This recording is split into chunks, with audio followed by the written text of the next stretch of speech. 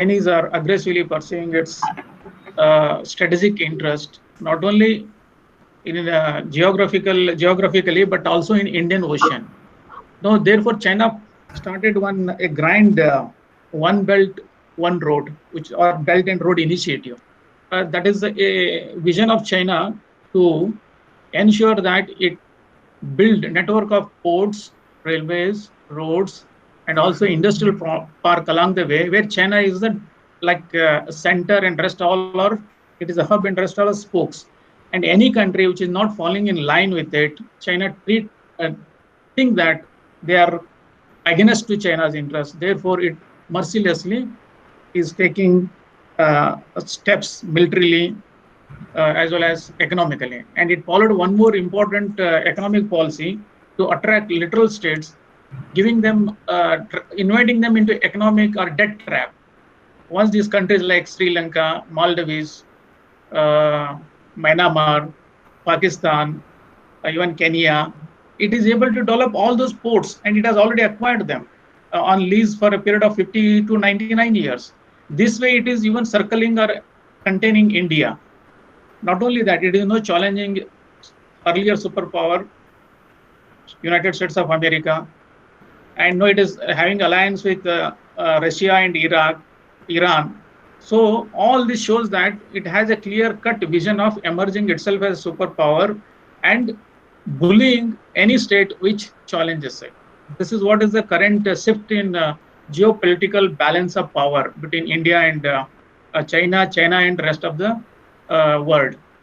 With regard to trade, we have been running a very serious trade deficit. And in 2018, it touched almost 58 billion. And this way, it cannot be sustainable. So trade, again, our exports, mainly of agriculture products or commodities, whereas China exports to India, or our imports from China is more of a manufacturing, very value-added products. And in many cases, China has developed itself as a important player in supply chain, global supply chain for almost in many industries. So this is possible because of its rapid industrialization, rapid economic growth, export-led growth model it adopted, and it is a dictator, autocratic state, where they believe fusion of civil and military. All this has led to emergence of empowered China. But China should also understand that world order has to depend upon rule-based, which at present it is following the same mistakes what earlier imperialists have done. Now, the question is how India will rival, or how India and rest of the world will contain the China and ensure the balance of geopolitics as well as a balance in the trade, not only with India, but with the rest of the world, because China is a surplus in its trade. With this background, I request Professor Vijay Kaul to make a presentation. Thank you very much, Professor. You can take over. Sir, Ashwini Mohapatra sir is there. Is there? Yeah. You can. I welcome Professor Ashwini Mohapatra. Before I ask Professor Vijay Kaul to take over, I just give a brief introduction about Professor Ashwini Mohapatra.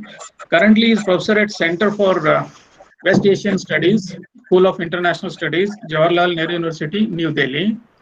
Member of Indian Council of Social Science Research, Ministry of HRD, Government of India, and is a part of many advisory bodies of the Government of India. His areas of interest, public specialization, West Asia and Mediterranean affairs, peace and conflict studies. He has 20 years of experience. He has received many awards and honors. He is a visiting professor at Cho University, Tokyo, European Union visitor to Brazil, visiting fellow at Maison des Sciences de la Homme, Paris, participated in 1999 conflict resolution program in Uppsala University, Sweden, participated in international civilian peacekeeping and peace building training program, Austrian Peace Research Center, Austria, attended the conflict resolution course at Peace Research Institution of Oslo, state guest of Republic of Cyprus. He has published over 100 papers in international reputed journals, edited and published many books on international studies. He has a very rich experience in international affairs and also mm, especially Swadeshi, role of Swadeshi in promoting Indian economy. I welcome you, Professor. We are very glad that you have joined us on this important series of webinar organized by Department of Economic Studies and Planning. I welcome you once again. Now I request. One minute, please. I extend a warm welcome. I am Professor Pushpa Saudati, Chairperson, Department of Economics. Sir, we extend a warm welcome on my behalf and on behalf of Department of Economics for joining this webinar. We are looking forward to the enriching session from you. Thank you very much, sir. Thank you, ma'am.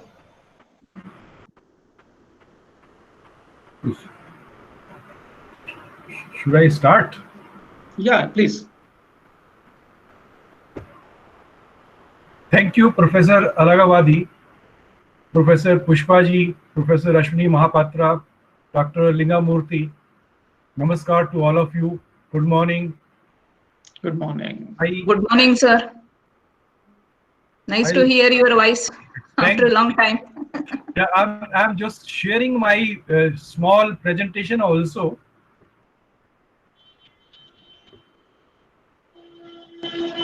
There are some slides. In fact, I find Professor Alagawadi has already introduced the subject and he has said so many things that I am going to repeat again. I have prepared some slides also. Is it visible, slides? No, slides are not visible, Professor. You go to the presentation mode. Yeah. Present now. In that you can select window. I click that. So before that, you have to open up PPT slides. Then you go to present now.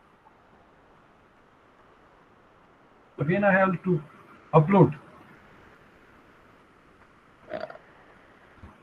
That file should be open. Okay, file should be open. Yeah, keep the file open and then go to present now.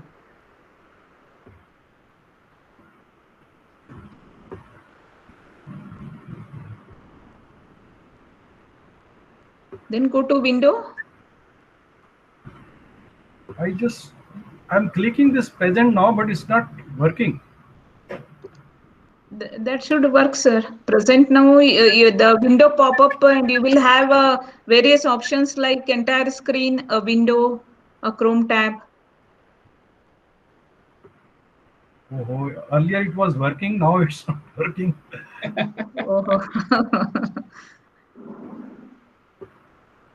Oh, it's not clicking. Present now. Is it already there? How to reach? Have you opened your PPT, sir? Yeah, I have opened. Then you just click on present now. Okay, I will just speak. Okay, sir, please continue. Okay.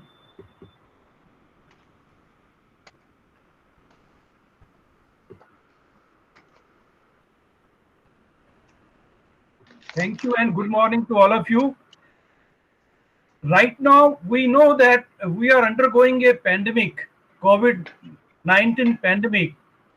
All the governments of the world, they are engaged in protecting the lives and livelihoods, jobs, etc. But here, there is a country like we know that China is terrorizing its neighbors, threatening blocking imports, exports, etc., grabbing lands, engaged in mass diplomacy also.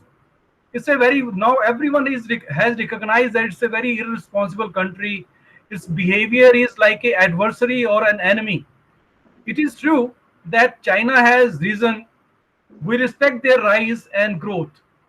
And we know that ours is a old civilizations. In Chinese also a old civilizations, and number of our leaders since independence, they have been trying to approach Chinese for a very peaceful coexistence. I just studied that even Rabindranath Tagore also visited China to have a talk with the elite people there. And after that, the Jawaharlal Nehru, Atal Bihari Vajpayee, Rajiv Gandhi, Narsingh Rao, even PM Modi, they have been trying to have a good relation with China.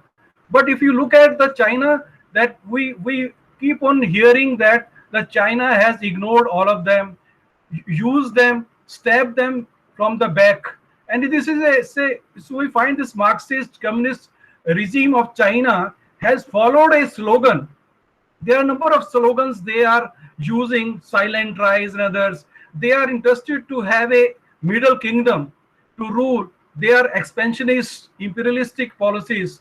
They are mobilizing their people for calling them centuries of humiliations, and basically and mobilizing and then using and uh, uh, uh, using them for their rise and other things. Now we find that though they were using this centuries of humiliation as a slogan, but now they are humiliating all others. They are working as an imperialist force threatening world peace. They have their own grand ambitions and strategies. Some of the things Professor Alagawadi has also said, they don't believe in any economic relation. It is all strategic competition in which they are engaged. So I have divided my presentation in 5 different parts. First is the introduction. Second is the evaluation of trade and economic relations. Third is pandemic and Galwan Valley. Fourth is options, resetting or decoupling. In fact, I kept the title of my presentation as a India-China economic relations, resetting to decoupling. So the first is introduction. Introduction, again, I'm just repeating it. Say we have a civilizational linkage with the China, and we know that from 18th centuries onward, before 18th century, our India and China were the dominating manufacturing powers in the world. Their manufacturing share was very high, as high 25% India, 32% China. So more than 50% of the world's manufacturing was shared by India and China. But over a period of times after that, we find there has been a steady decline. It's a decline is very steady. In fact, I had there is a present this one this one table was there. Well, I'm not able to show that. Anyway, that table shows that how there has been a steady decline till 1938. And after that we find that it was the emergence of communist China in China regimes. And then after that, if you look at our relationship, this relationship has been all unstable. There is no continuity. There was a tension initially, then there was improvements, then there was a further deterioration that we observe right now. And it's especially we find that though there has been some economic relationship, but at the same time there has been a continuous incursions, land grabbing, creating tension in the neighborhoods, creating geopolitical hurdles in before India, and recently Galwan Valley clashes in Ladakh. So all these things leads to a question. It's related to economic relations. Can we continue to tolerate China's irresponsible behavior for the sake of cheap products and easy money? Is it economic relation? Is it economic relation in the form of trade and investment, or strategic competition as perceived by Chinese? Is it a time to reset or decouple our economic relations with China? So my whole presentation is focused on these three questions. So first there was say basically that how it has decline has taken place. Then there was a graph showing that if you look at from 90s onward, the emergence of China is definitely there. We see that in the graph, if you look at the top countries, top 10 countries in the world in terms of GDP, starting from 1990 to 2018, we find America is still at the top.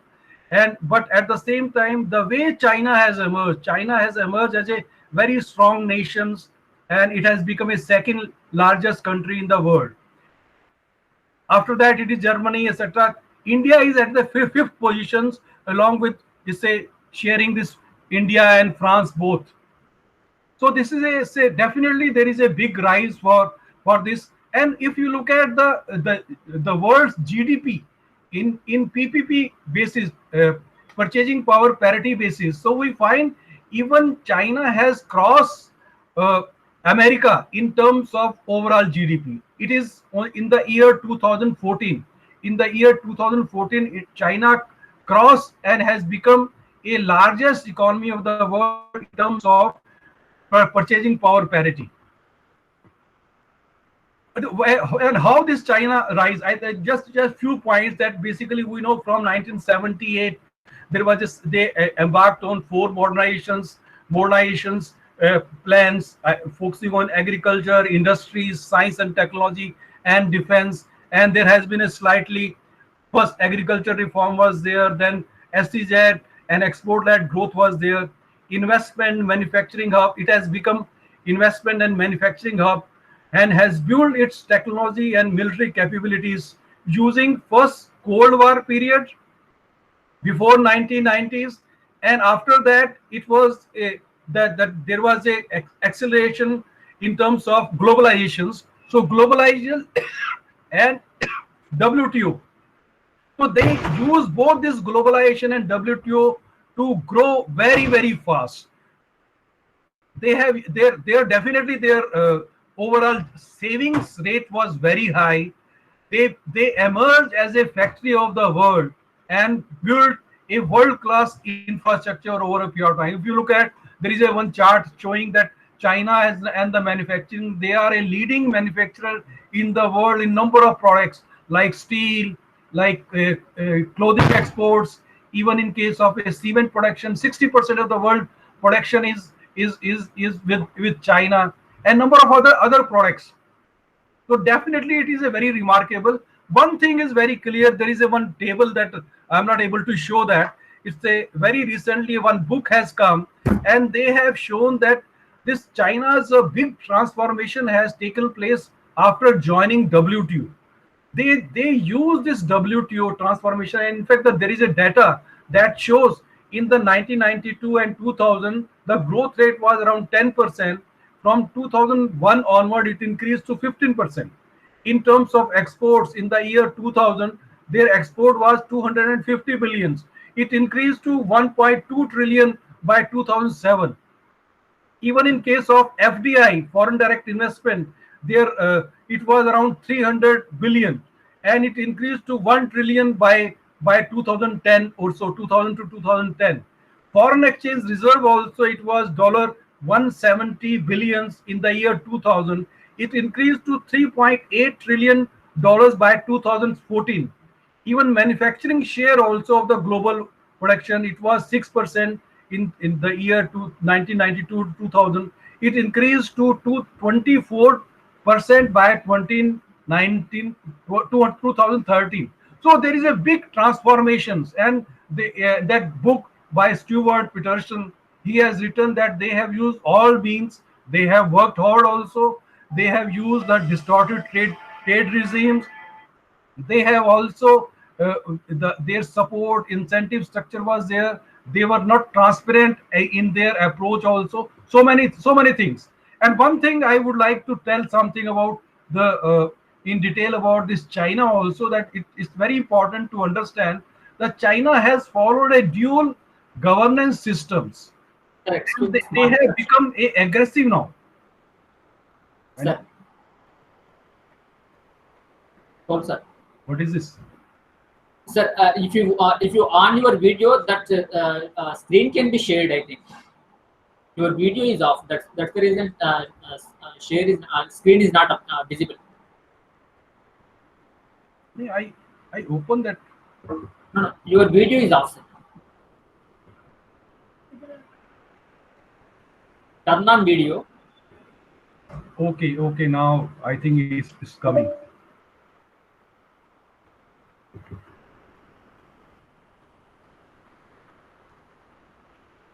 It's saying some error.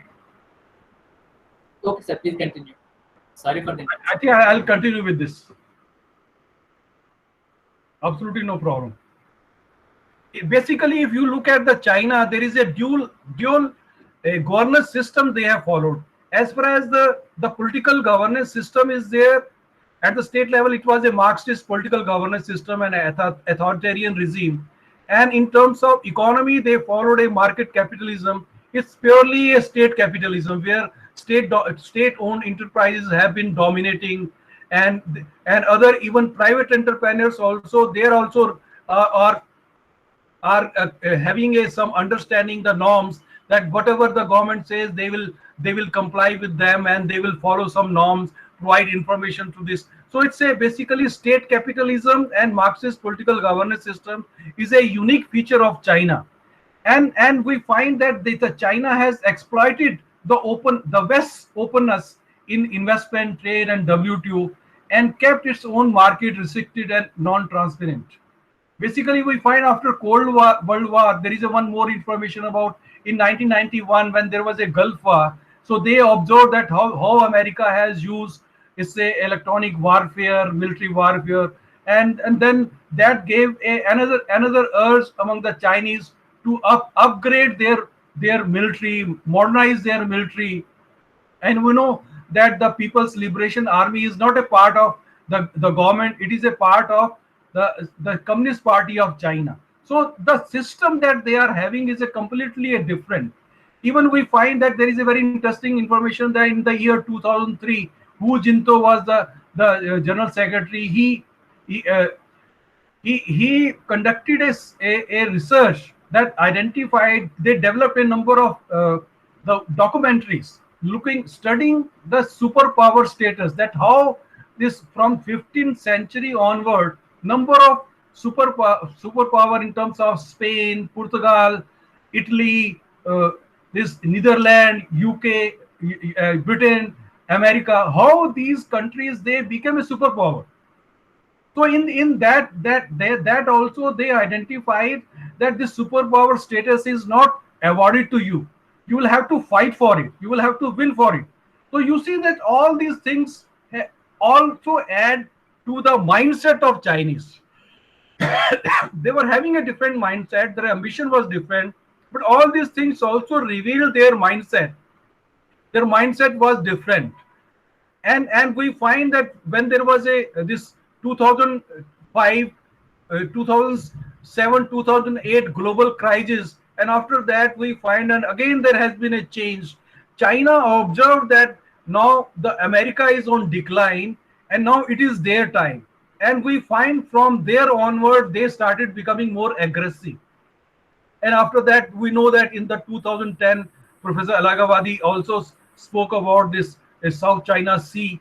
So even in case of here also with 2010 onward, that in the 2011 there was a clash with Japan on a rare earth minerals, and then they laid down a 9 dot lines in the South China Sea, that they are the only honor, or they have the right to exploit the resources in this region. So all this they started creating, and they decided not to follow the dictate of the international even code of justice also.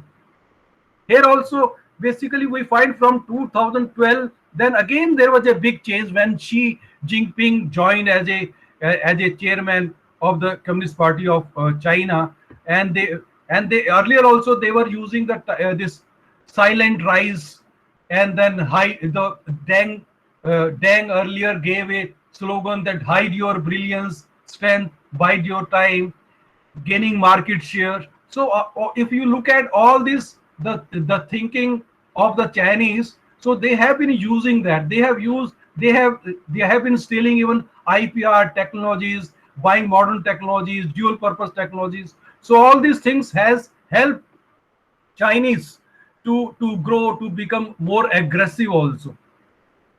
So even this Xi Jinping gave the slogan of centuries of humiliations,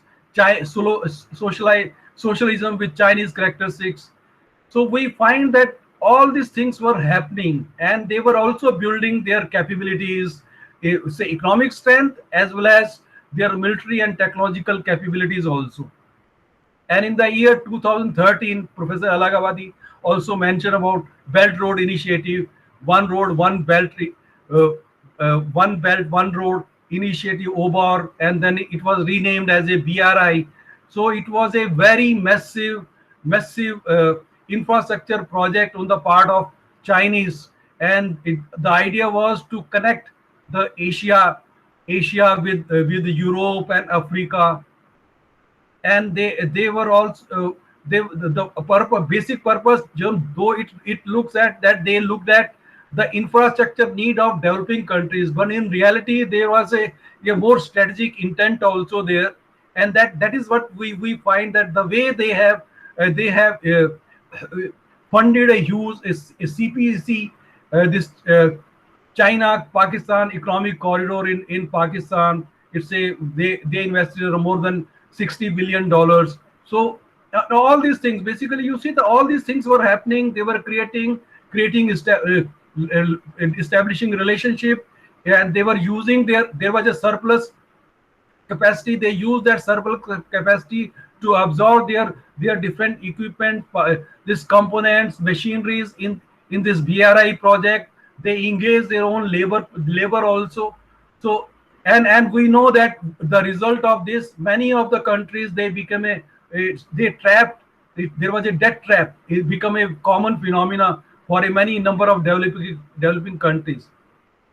And similarly, there was in the 2015, they came up with a Made in China 25. It's a basically they targeted 10 key critical technologies that they will become a independent and number one in these 10 critical technologies. It's a 5G is there, robot is there, AI is there.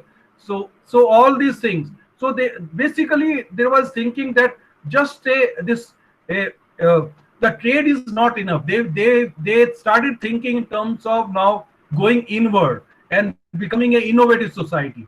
So all these things has become very important, and we find the things there was no challenge to them. But from when Trump came and became a president of US, so then there was a challenge, and the Trump engaged in this trade war, the technology war with China, and now we know that that war is continuing. So this is it's a very important background. We should know that how China has risen, has become a very economically, militarily, and technologically very strong countries. We respect that. Generally, we find that they have been able to eliminate poverty from their countries of a large number of people. But at the same time, the way they have become a arrogant, the aggressive, that caused a lot of problems. Now I'll come to the second part of this. It's the economic relations, that in India and China, economic relations in terms of trade and investment. So basically, we find from 90s, our Jawaharlal Nehru, he was favoring China also, but after capturing Tibet, the things become the situation deteriorated. There was a war in 1962, and then for a very long time there was a no relations with the China. But and then we divide this China relationship, economic relationship, in three parts, starting from 1984 to 1993. So during 1984 to 1993, the relationship was very small, very moderate. It was like a minimum linkage was there, trade and trade was there. But from 1993 2003, the trade increased. The trade relationship increased with China. From 2003 onward, we find again it accelerated, and we know that Professor Alagawadi also mentioned about the trade deficit. So there has been a big jump in the overall trade between India and China. And from 2005 onward, we find even the investment also has increased. So all these things, but all these things were happening. I'd say basically I had one this table also showing that in the year 1990, if you look at the GDP, comparing India and China, it was almost the same in 1990. India's GDP was $320.9 billion, and in case of China, it was $360 billion. So almost the same. This GDP was there. Even in terms of the gross national income per capita, it was the same. But from there onward, we find the things have changed. Now China is as big as 5 times that of India in terms of both in terms of GDP also and in terms of per capita income. So there is a big change. And if you look at the trade, India-China trade in the 1990, we were having a trade deficit with China. It was very small, around $14 million, but it increased to $51 billion now in the year 1919. So basically, you find, and there is one graph also. It's that very clearly show that how this trade has increased. The total volume of trade has increased substantially, and the deficit also increased. So it caused a lot of protests. Even in the 2017, there was a lot of protests that why it is happening. There was a rethinking, some discussions that we should do something. So it's all continuing. And if you look at the total, the product wise also, it's very important, because when you look at the Atmanirbhar Bharat, and at that time when the government of India has announced some policy measures, that clearly shows that they were targeting even this deficit also and relationship also. If you look at the India's import from China, the largest import is in the form of electronics and optical products. It's as high as 32%. Second is the chemicals and fertilizers, 26%. Even we know that API also, around 80% of the API we were importing from China. Then another one is around, metals and related products, apparel and footwear, non-metallic minerals products, transport and related equipments. So there are range of products, but definitely this chemicals, fertilizers and electronics were the major component of the imports.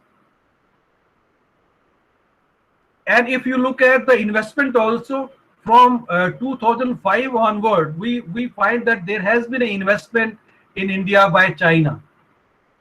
I have a table basically showing that there are different industries. The largest investment was in energy sectors. Second was in case of metals. Another one was in the other areas, basically startups and others areas. Then there was even the transport areas also. In fact, I divided this period also in 3 parts, and 2006 to 2010, and looked at what has been the average annual investment, and it was around 2,572 millions average investment in the first 5 years. And second 5 years, starting from 2011 to 2015, it declined to around 1,100 millions. And from 2016 onward, again it jumps to 3,204 million average per year. And there is one figure also, it's showing that investment every year also. It's around $34 billion total investment. There was one graph that very recently Gateway House has come up with one report, and that's showing Chinese investment. Chinese investment is not just in a different companies. They're also investing in number of startups. So startups and apps and all this, we know that there has been a lot of investment by them. And this investment, especially after 2015, this investment has jumped significantly. So yeah, this is all about the relationship. Basically, we find that relationship has been very low initially, but from 2015 onward, again it jumped. Though it started from 2005, but after that it has again jumped. And if you relate with the WTO, that how the China's joining WTO has transformed China. So we clearly find that it was related to WTO. When they joined WTO, they got a lot of opportunities to even export to India also. So from there onward, we find that our this deficit started increasing. But now, basically, these are all three different phases of our economic relationship. But the third point that I am just saying is that it's a post-pandemic Galwan Valley. What is going to happen? Basically, I find that this pandemic is a say very important points in our relationship, and this coronavirus pandemic has upset China, and China is making number of blunders. It is going to cause them a lot of change. Though they were expecting, and there was a report that the China Xi Jinping, they started that 2020 will be the Chinese century, and then many of the US think tanks predicted that by 2030 the China is going to rise and it will be as big as 70% larger than US. Their shares in the global GDP will be around 32%, and they were expecting that the US will decline. But we find this coronavirus, the pandemic has changed everything. And we know that pandemic also, there has been a lot of discussions. The origin is of the virus is also in China. It's originated in China's Wuhan. It's not yet clear whether it originated in their biowarfare labs in Wuhan or it was in a wet market, but it's originated definitely from there. And we have seen that the other involvement of China also, that especially in case of its globalizations, they manipulated this WHO. The WHO delayed announcing the pandemic. They manipulated so many things, and it has caused a bad image to the China also. If this pandemic is definitely, it's a physical shock. It's different from financial shock that we have been discussing under this globalized world. It's a health crisis, but it led to an economic and social crisis. And again, in this case, the China's involvement is there because of the globalizations over a period of time. We find that China emerged as a factory of the world, and all the supply chain concentrated in China. A large number of supply chains were concentrated about for essential items, and they were having a monopoly. And it has, because of the disruption, because of COVID, and no transportation, nothing, everything was stopped. So it caused a lot of concerns to number of countries all over the world. They are concerned, and China also involved in mask diplomacy. Basically, when they were getting a bad name because of their handling of this and the manipulation of WHO, so they were involved in mask diplomacy. They were sending the mask and ventilators and other things. And in India also, we find that whatever they sent, it was of a very inferior quality. It was not used by our hospitals. So all these things, basically, you see that the coronavirus is definitely, it's a big change in case of China's rise, that they have been using it, but now it shows that all the countries, they are realizing that this China's dependence on China is not good. And as if it was not enough, we find that when everyone was handling this, we observed that the China started interfering in the neighboring countries. So basically, China's incursion to grab lands, terrorizing, threatening its neighbor is also an added features of this post-corona era, where we find that how the things are happening. Even we know that the China is facing some problem in terms of BRI also. That in number of countries, they invested huge amount of money. They are saying that the estimation loan and investment is to the extent of $4 to $5 trillion in large number of countries, and there is a say concern that they are facing a loan repayment delayed. There is a renegotiation of loans. There is a interest non-payments. So all these problems, even financially also, China is facing problems. But at the same time, now when they are facing a problem, they are having a bad image. So the way they are attacking, say basically it's all say diverting the attention of the people from this pandemic. And the latest one is that we observed this Galwan Valley incident. Even in India also, we find that during the last so many years, in the 2013, 17, they have been creating a tension on the borders, and we have a that history of 1962 war also. So, but at the same time, you see that even now also, when people were involved in looking after the pandemic, so they involved in this aggressive behavior on the borders. So it's definitely it's a blunder that they have committed, and we know that the China, how they are using CPC also, and they are also creating a problems for India in on the international platforms. Even the nuclear supply chain supply groups to UN Security Council, everywhere they create a hurdles for this. And now we find that even the supply chain, the number of countries, they are re-examining how to reduce their dependence on China. So reshoring, relocating, diversifying supply chain from China is taking place. So all these things basically, my point is, when we see that earlier rise was there, a good relationship was there, but they were also interfering in the among the neighbors. They become aggressive, and in during this period also their behavior is very irresponsible. So it creates a issue is whether with this type of behavior we should continue to have a relationship with China, economic relationship in terms of trade and investment, or we should have a some rethinking or re-examining the options. So the fourth point, the section that I have prepared is it's about the resetting to decoupling.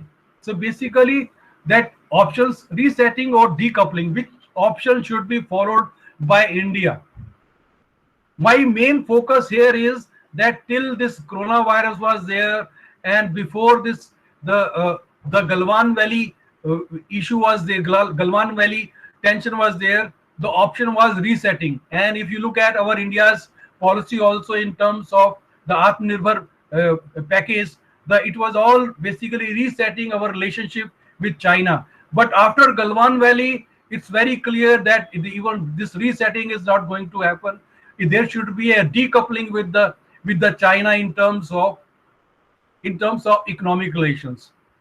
Now, just look at that generally, even otherwise also in the trade policy objective, we discussed that there are several objectives of trade policy. It is economic efficiency, geopolitics, job creation. And if you see that in case of China, definitely they are producing a very cheap products, and the money is also they provide easy money, that even without much concern to the project also. But that is not enough. Even the geopolitics wise, it's a bad that they are involved in take India as a strategic rival. Even in case of job creations, if you look at the last 20 years, that the trade with China has killed our artisan-based clusters. Many of our clusters have faced a lot of problems. Our industry has faced problems. There has been a lot of unemployment. So all these things are there. So basically, just looking at economic efficiency as one of the dimensions of trade policy is not enough. National security and national dignity is also very important. So, and if you look at the even further, the Chinese trade rules are not transparent. The type of incentive support they provide. There is one example of pharmaceutical industry. We allowed API import from China and gave the suppliers a license within 4 to 5 months time, whereas the China has not given a license to our Indian pharma companies. They took 5 to 6 years to issue licenses. So all these non-tariff barriers was created by China. One more thing, very important point, is about digital economy dependence. In fact, we have not joined Belt Road Initiative with China. We refuse to join. But if you see, unwillingly or unknowingly, we joined their digital Silk Road. Basically, our digital economy is very much dependent on China. So there is a serious threat to our cyber security and cyberspace. So cyberspace security issues are also becoming important. It's a 5G by Huawei is also there. There is a need to strengthen our economics strength and technology and military capabilities. So there is a very, very important need that look at the Chinese aggressive behavior, look at their mindset, their grand geostrategic aims, strategies. Look at the BRI, even in the CPC. CPC is a part of that, but it is being used to even basically contain India and create problems. It's a violating the sovereignty of India also. And now we find a Galwan Valley killing also. So basically, they say they are also opposing at the international forum. So there is a need to think in terms of resetting to decoupling. So I feel that we should think in terms of decoupling now with China. We should not have any economic relationship with China. And definitely people are saying that cost, that it is very, very painful. We are very much dependent on China. But you see that the cost and pain is like insurance premium. When you pay a premium, it is a cost, but you are ensuring your future. If you don't take a decision right now, it will be very, very expensive, very, very costly, painful in future. So there is a need that we should decouple our economic relation with China after this Galwan Valley. It's a very, very important decision that we should have to take. So now the concluding points, the concluding observations, is basically looking at the three questions that I have raised initially, that we cannot tolerate Chinese irresponsible, aggressive behavior and keep on continuing trade and investment and losing territory to them.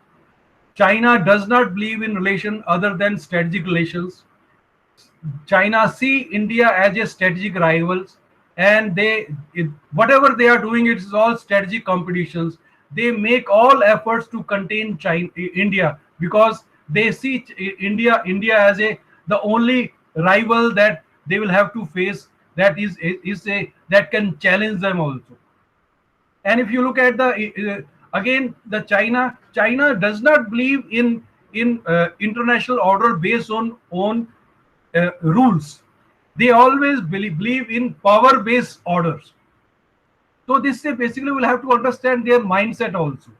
For us, our national security dignity is more important than economic relation. And I have just narrated that we should trade a decoupling with China should be treated as a insurance premium to ensure our future, a not so painful and expensive futures if we continue to have a relation with this.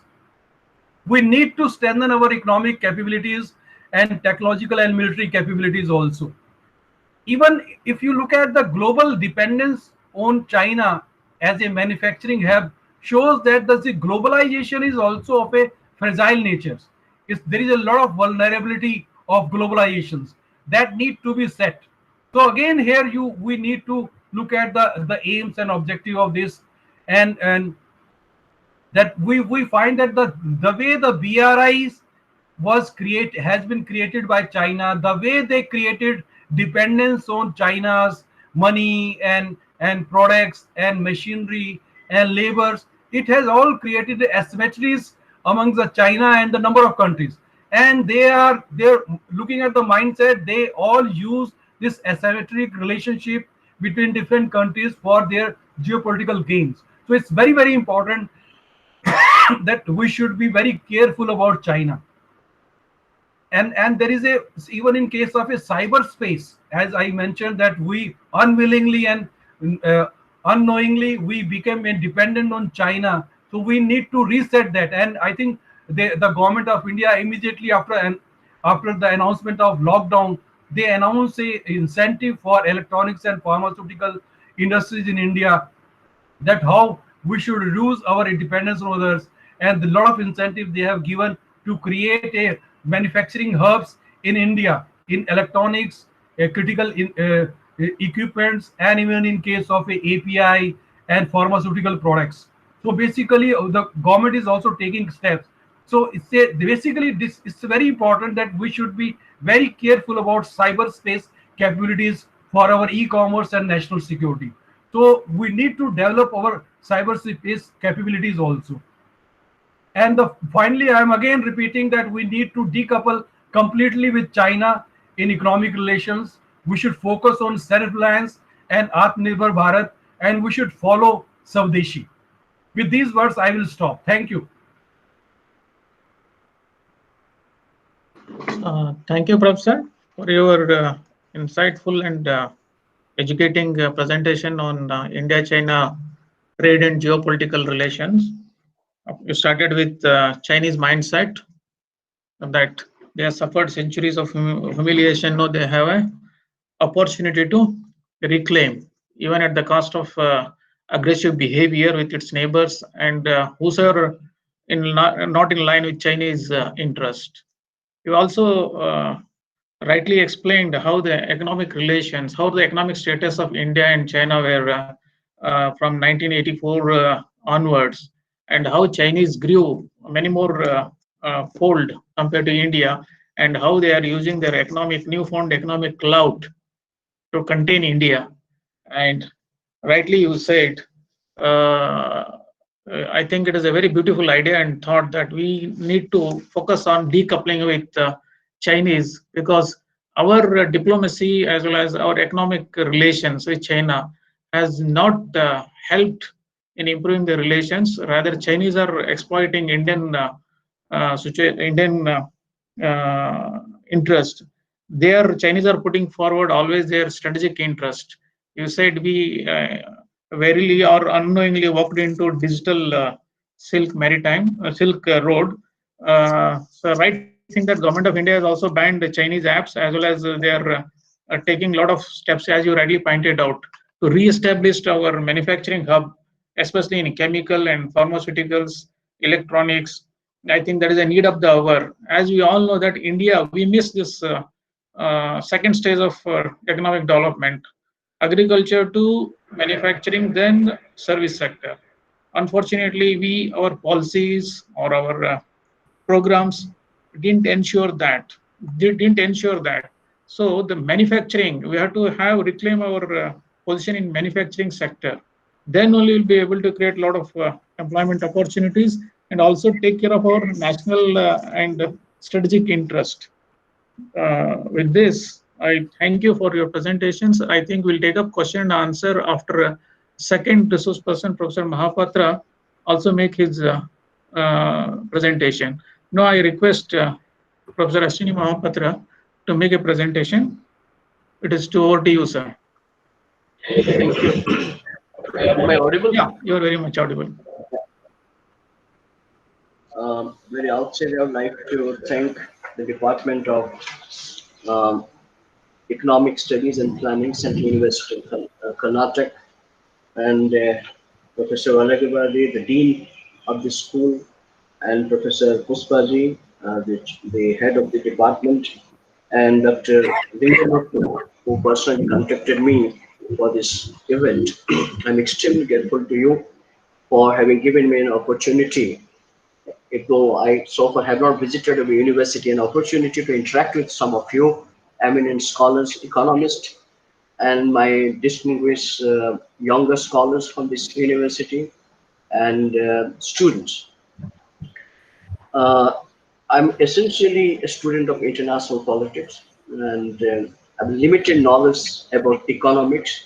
What's you guys normally, I guess you specialize in economics, various dimension aspect of economics, both international as well as internal. But I tried at the very outset to link so far the higher disciplines concerned for the benefit of the students and young research scholars, that geopolitics and geoeconomics. Before I come to the today's discussion topic, India-China. So geopolitics and geoeconomics were considered the two distinct disciplines during the intercolder period, characterized as the long peace. The long peace was achieved primarily because of the balance of power. And the concept of balance of power draws on the idea of geopolitics. The geopolitics term, which was coined way back in 19th century, basically refers to living space. And it was the term claimed by the proponent of this idea that the state have a provisional borders. That means the living space has to grow at the expense of others, indicating the expansionist approach inherent in the concept of geopolitics itself. Then, in the beginning of the 20th century, other scholars came out with facilitating factors like the steamship and subsequently, for example, railway line, how they facilitated the expansion of the living space. Basically, is all that you will find are based on the premise of expansionism, because that was, as you know, the period of colonialism or the new imperialism. During the intercolder period, the two aspect dimension of international politics, the geopolitics and geoeconomics, were seen as two distinct categories. Means two parallel lines unlikely to meet. And so much so, the economics was always subordinated to geopolitical interest of a competing power. So, until say mid 1970s, not many scholars paid attention to geoeconomics or the economic imperatives of foreign policy behavior of a given state. So lastly, they assume the foreign policy behavior of each state is governed or guided by the geopolitical imperatives, either to defend a particular state or expand its influence. Right. So in the 1970s, as I mentioned to you, why this problem arose? The problem arose because primarily United States for the first time was economically declined in competitive terms vis-a-vis post-World War II Japan.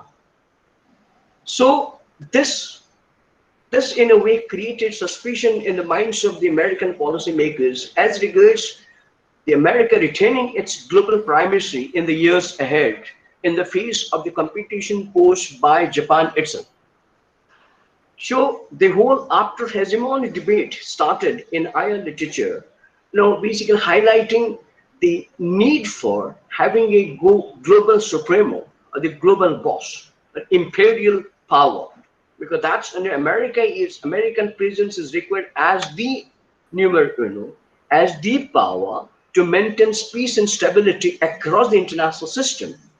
Why? Because the international system, as it emerged in the years following the World War II, was largely based on the American ideas, values, and norms in terms of political liberalism, in terms of freedom of expression. So the international system, the American Western would claim belongs to them. That's their gift. So this is what the international system of which all of us have been part of it, willingly or unwillingly, is governed in terms of the American value system. So the American primacy was required for the preservation of international systemic stability and peace. So this whole debate was centered around that if economically America would become weak, then its place could be taken over by a non-Western country like Japan, or maybe another Western country like Germany, that in West Germany. So, but then the debates gradually subsided as the Americans began to recover economically. But then the real debate between the two began in the 1990s with the end of the World War II, when majority of the countries for the first time realized that the global competition between two superpower has come to an end. Now all the states, all the members of the international community will be competing to maximize not the geopolitical interest or geopolitical influence, but the economic influence. For the first time, you must have heard more trade than aid. Even the developing countries, the countries which belongs to global south, clamored for more trade. The more trade because of the economic liberalization, which is in a way thrust on the global south through the structural adjustment program. So then somebody may say, sir, in the 1670s there's a debate. Lastly, the debate coming from the the Marxist scholars, centered around center-periphery relationship. 60s, we have Gunter Frank, we have Shamir Amin, subsequently Eman and Wallerstein. All these people talked about center-periphery and a quasi-periphery relationship. So basically highlighting the international system is nothing but a kind of neo-imperialism. But at the end of the 1990s, sorry, the mid of 1990s, when majority countries underwent this economic reforms, so the whole priorities of foreign policy of each country, particularly medium-level countries like India, also were reshuffled. For the first time, the Indian embassy, the Indian mission abroad, tried to recruit people who are well conversant with economics or trade, international trade, because they're looking for the opportunity either to attract FDI or for investment by the private entrepreneurs based in India. So the economic competition, if you study, had its beginning in the mid 1980s. And some of you are well familiar with certain theory like the wave theory or the trading state. Some people that time floated this idea of Asian model. All this based on experience of some of these Asian countries and the East Asian countries, particularly South Korea, then subsequently Asian countries like Singapore, and how these countries, they were relatively backward and forward in the 50s and 60s, but for the integration into the capitalist system represented by America, United States of America, suddenly become quite rich, and they were industrialized, and subsequently these countries, parallel to the economic reforms and the industrialization, how they also underwent political change, that is regime change, from authoritarian to democracy. So I come to China. So this way, in the broader context, if you look at, if trying to situate China or the China's development story, some people say the great miracle. Say until 1971, when that time Secretary of Defense of President Nixon, that all of you are familiar with the name, Kissinger, met the Chinese Prime Minister, and he had boarded a flight from Pakistan to go to China, to Beijing. 1972, he was the first American president visiting Beijing, and when Mao Zedong was alive. So that was the time the Chinese policymaker decided to warm up relation with United States of America. Now, here is the state, United States of America. The whole containment policy of America was based on combating and containing the communist influence in Southeast Asia. So if you recall, you had the bloody war in Vietnam. You had this bloody conflict in Cambodia, the neighboring state. And prior to that, we had the war in Korea. So all this were, largely ideological, because the Americans were trying hard to contain the communist influence based on this great apple theory, the premise. The bad apple, if mixed with this good apple, the good apple also would get rotten. So that was the whole premise of the understanding of the global politics in the 50s and 60s. But by the early 1970s, you'll find a kind of breakthrough in relation between United States of America on the one side and erstwhile rival, ideological, political rival China. And why did it happen? It happened because of certain preceding development, that is between 1969 to 1971, when the two communist brothers were on the verge of a nuclear war. And the border dispute between then Soviet Union and China, led to the killing of the Soviet troops, and the Soviet Union at that time threatened to retaliate by use of nuclear bombs. So that was the time the American decided to chip in. And because the American support, the nuclear attack as planned by the Soviet policymaker at that period of time was halted. Otherwise, it would have seen a kind of conflagration in the late 1960s itself, or maybe early 1970s. It didn't happen. This whole thing was prevented. So this marked the turning point. So for relation between US and China is concerned, as I mentioned to you, until 1970s, the United States of America was concentrating on the ASEAN countries, the ASEAN which was born in the the later half of 1960s was nothing but an appendix of American interest in this part of the world. And some people, many critics in India used to call it imperialist appendix. The ASEAN has no autonomous status. They basically, wag the tail of Americans. So why? The Americans basically committed themselves to the net security provider for the ASEAN countries. So security provider in the sense they took up the responsibility of ensuring the external security of all the ASEAN countries there. So this security umbrella extended to this country, facilitated a kind of industrialization there.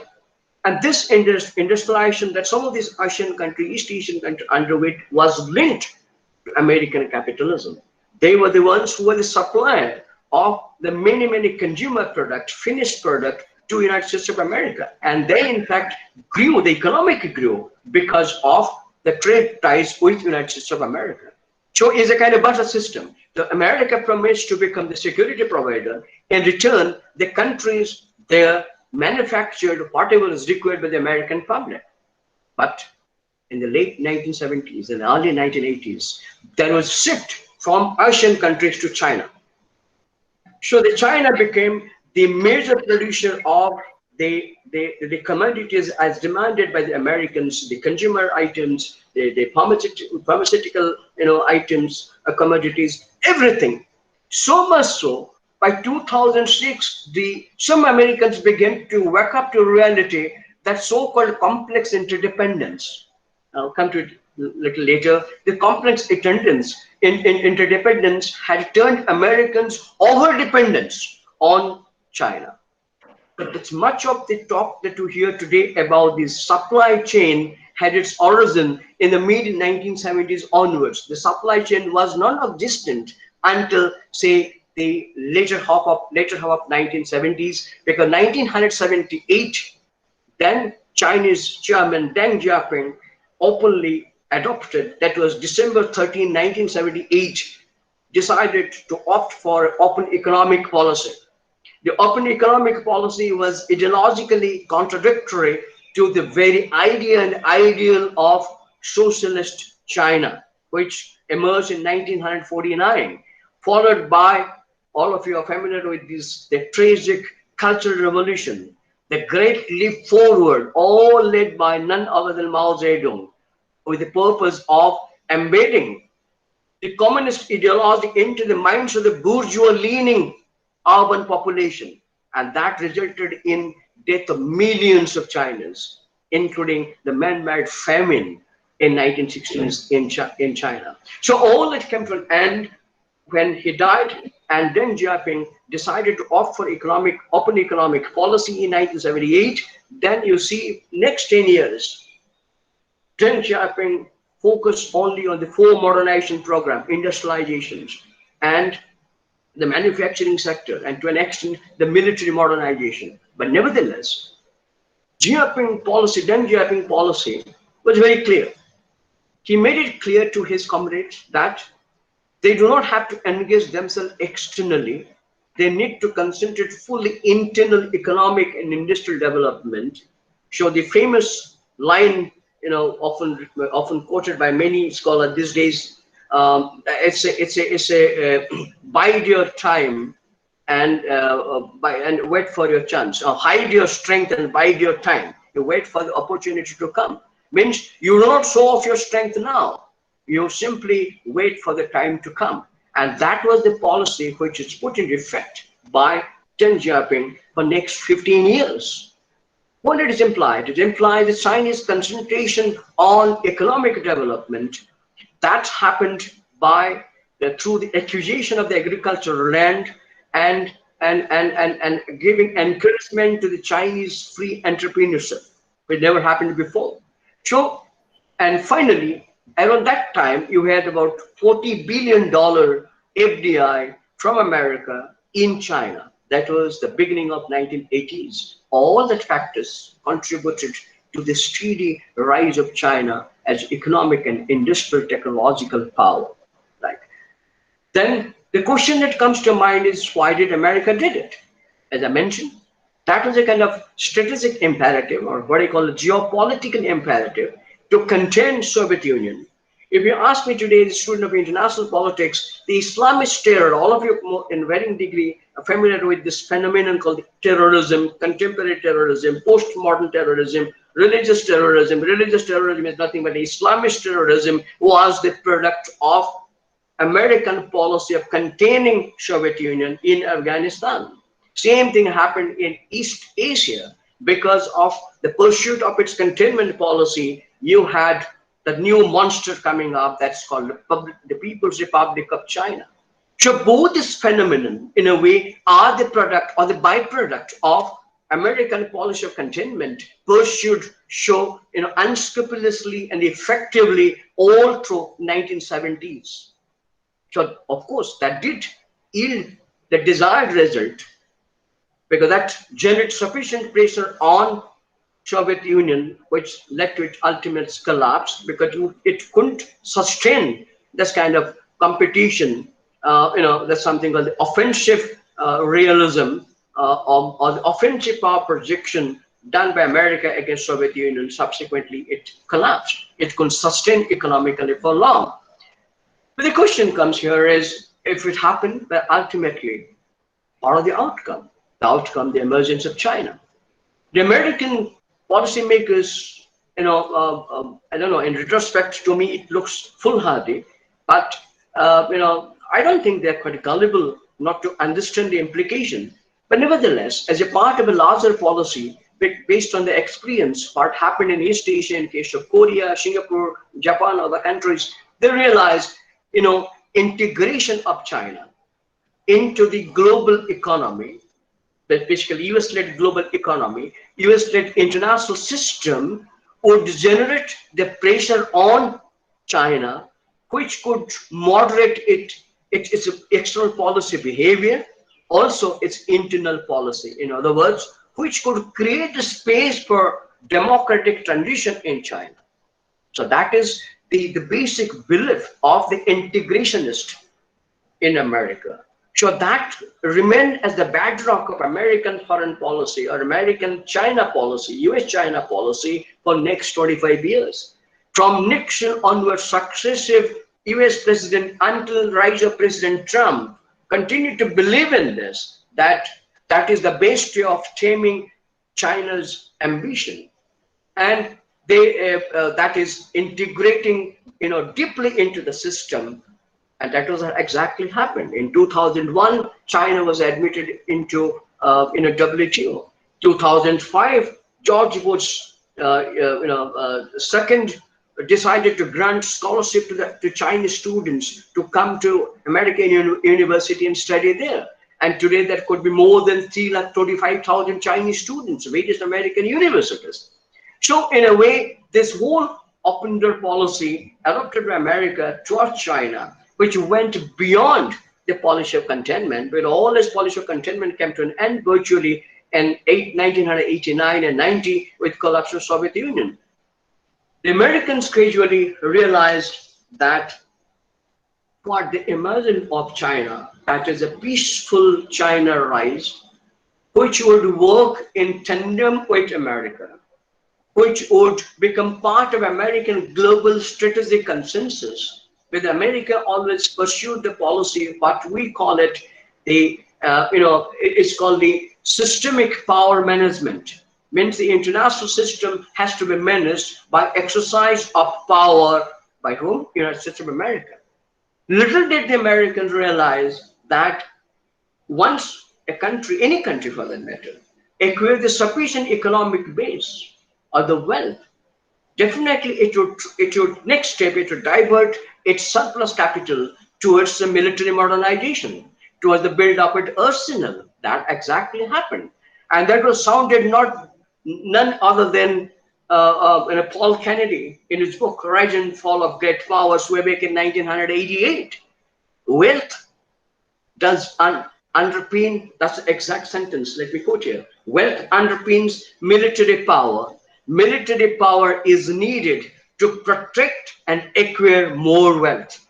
So for the first time, he highlighted the correlation between what he called geopolitics and geoeconomics, or what he called politics and economics. Even if the whole terminology were changed from 1990s. No longer we call it political economy. I prefer to call it economics of politics. So economics come first, then politics.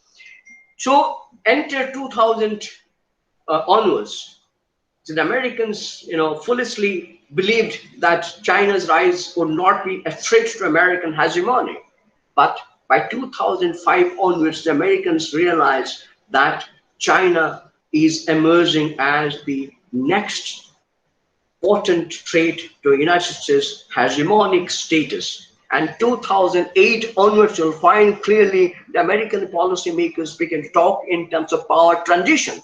Why? The reason was the United States economic power was in decline.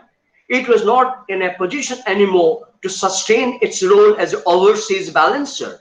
And it decided to withdraw the troops from country like Iraq, country like Afghanistan. So in a way, United States of America, which was earlier considered as the structural power because if you have two components of power, one economic, second financial, third is knowledge, and fourth is your military.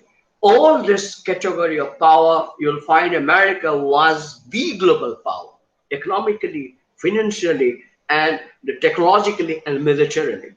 Militarily, it is still the most powerful country in the world with over 700 military bases across more than 100 countries.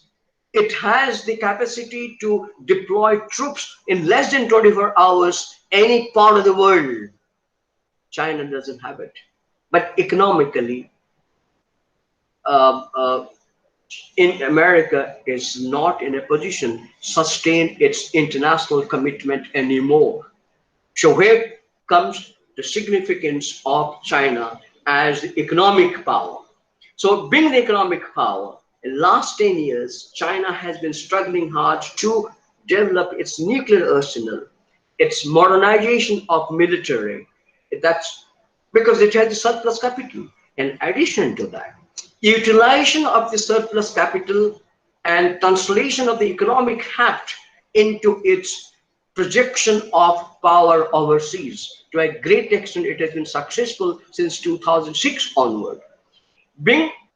We in South Asia realized very late that we are being encircled by China through the policy what came to be known as the string of pearls. The string of pearls basically refers to the Chinese investment in the development of port, development of infrastructure in the countries around India, in Sri Lanka, in Bangladesh, in Maldives. Of course, Pakistan is there.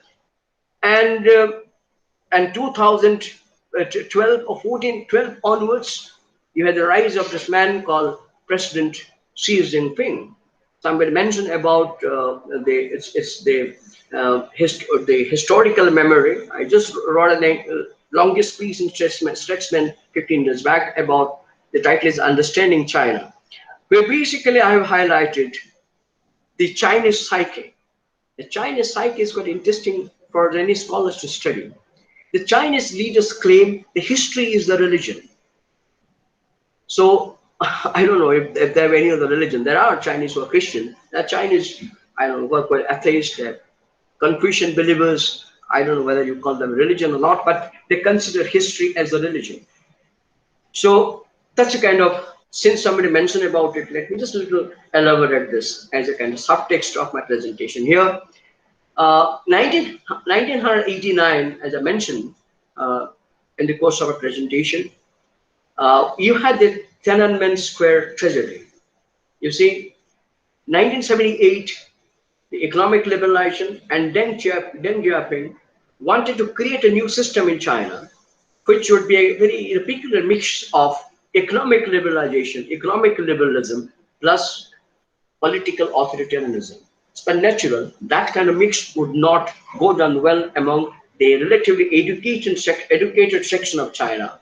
So predictably, it triggered off kind of resistance among the young, educated urban youth in China, which manifested in the Tiananmen Square incident, where they're not demanding regime change, they're demanding reforms, they're demanding freedom of expression, not an overnight change of the regime from communist a party state to a democratic state.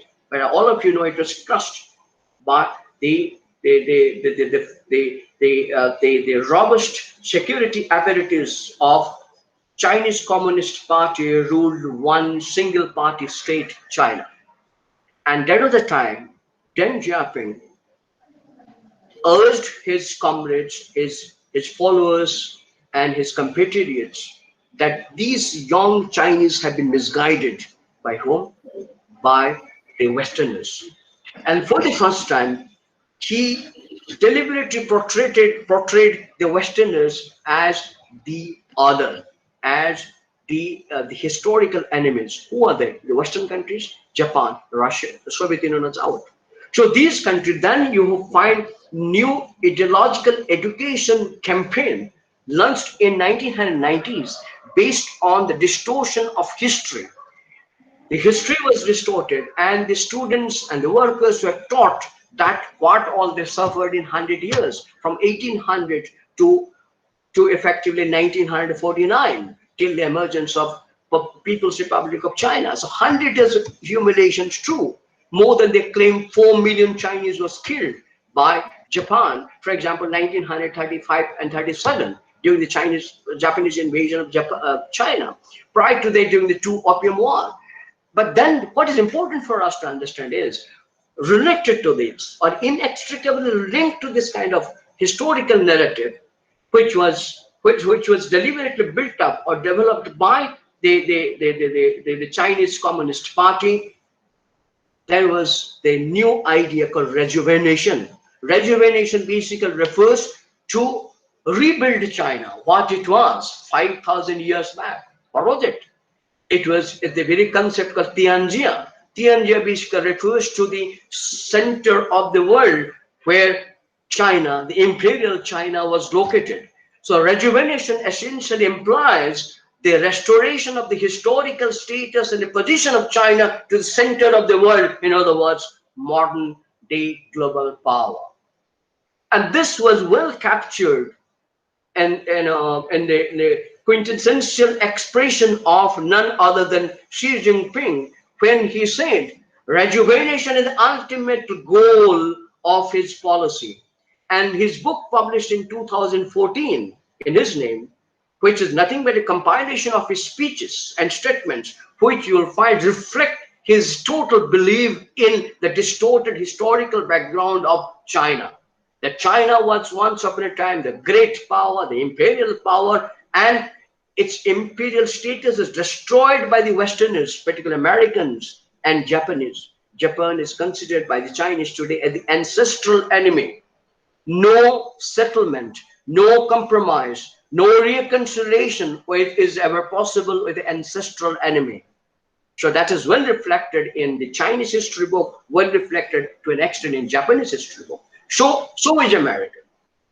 So in a way, whole rejuvenation concept, well reflected in the great the statement of Xi Jinping, which encapsulated two words called the Chinese dream. Chinese dream basically refers to what? Making China by 2005. Each and every product globally would be made in China. And by 2049, 100 years of the establishment of PRC, China would emerge the global power. No force on earth, he said, no force on earth could stop the march of Chinese.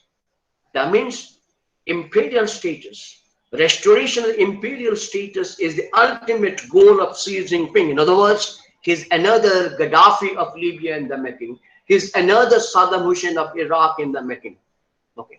So he's a megalomaniac, and he wants to dominate rest of the world. Well reflected the way he had decided to force on the young protester in Hong Kong the security laws on them, regardless of the consequences. The way he has been threatening Taiwan, the way he has been sending trades to India. Little did he realize the resilience and the strength of India is not a country, a civilization older than China itself, regardless of the years they refer to, the 5,000 years or 2,000 years, is our civilization older than China's civilization. So in a way, what you find here is today we are caught up in a situation where I've been tweeting, I've been writing extensively for the last 3 months, and to an extent I've been successful. When I read the statement of Foreign Minister of India yesterday, that ultimately Indian policymakers have woken up to this harsh reality. We have stopped peddling the Pacific discourse. India is a peaceful country. We don't attack anybody. We are here to, defend ourselves. Enough is enough. The Pacific discourse is reflective of weakness. It has much to do with the Nehruvian concept of civilizational exceptionalism. That's because of his limited understanding of Indian history. Nehru was not a great historian, by the way, and he was essentially and lastly conditioned by the Western or the imported ideas. So his civilizational exceptionalism should not be seen as the constitutive element of fundamental or the foundational policy of Indian state anymore, live along, guiding Indian foreign policy in future. Enough is enough. We cannot forget the way he gifted Tibet on the platter of China way back in the 1950s. We can't forget the policy initiated called the One China policy to be followed, One China policy to be adopted by India, even though China off and on has been criticizing or has been critical of integrated India, the way it has supported the Pakistanis in United Nations or other international fora in support of Kashmir, or the way it has not even reconciled to the status of Arunachal Pradesh, continues to claim 90,000 square kilometer Arunachal Pradesh as originally part of the imperial China. So many of you wonder, I'll just take 5 more minutes, I hope I'm not boring you. So many of you wonder, so what is this, why China has been expansionist? You have to see the historical background. When they try to establish military bases, when they try to assert the territorial claims in South China Sea or much of Indo-Pacific region, which today is the hotspot, the potential flashpoint, anything could happen any time. I'm not ruling out the possibility of a full-fledged war, let me tell you, next 2.5 months' time. Mark my word. So make no mistake, that could be. The small accident in Indo-Pacific could lead to escalation of the military confrontation. Nobody can rule it out at this stage. Nor have we, notwithstanding the political or the diplomatic military disengagement over this area, the Golwan Valley, has dropped military as an option. We have not. I guess Modi government has not done so far. Military option remains on the table unless until they completely withdraw from the LAC, the undemarcated line of actual control where they had intruded. There is a possibility of India's retaliation because India does reserve its right to do so. So this policy, as I mentioned, that what's called the proactive policy of India, which was missing before. And it was missing before largely because, as the RS scholar attributes to the power of Pacific discourse, which evolved by or during 10 years of the UPA rule. And the great think tank, Rajiv Gandhi Foundation, provided the inputs for the evolution of the so-called Pacific discourse. What was it? The more you trade with China, the more the stake China has, and thereby neutralize the possibility of China ever trying to take over territory or threaten our territory. I'm not surprised. Only recently it was revealed by the press how much money was given by the Chinese embassy to Rajiv Gandhi Foundation, the original think tank, which did play a role in shaping up India's foreign policy, internal policy. All the studies or major studies that I have gone through, where all the authors talked about giving the status, the free trade with China, even though by 2013-14 we're more than 33 billion trade deficit with China. So this, let me remind you about this great slogan, Sin India. China, India, Tin India. These slogans basically were meant to cover up your inability, unwillingness to act. The 10 years the UPA was in power should have done enough in terms of strengthening our military infrastructure. No, we continue to say we're no match to China. Do you know the American scholar what they're writing in 2009 and 10? There would be a rising power, resist its change, resist its own status.